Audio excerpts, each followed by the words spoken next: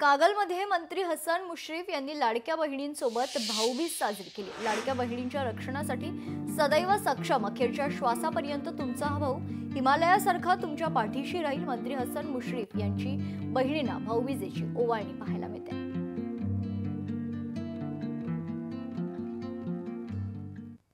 आपला हा सर्वांचा एक पवित्र दिवस आहे।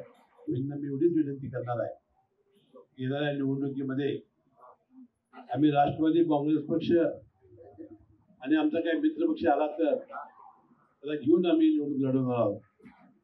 आणि आमचं जे चिन्ह घड्याळ आहे, त्या आम्ही जे उमेदवार देतील त्या चिन्हासमोरचं बटन दाबणं हीच मला वाटते भाऊबीजेच्या अर्थानं तुम्हाला भावाला आशीर्वाद आहे। आणि येणाऱ्या या निवडणुकीमध्ये पुन्हा एकदा नगरपालिकेवर राष्ट्रवादी झेंडा फडकवा अशी विनंती मी या निमित्ताने करतो।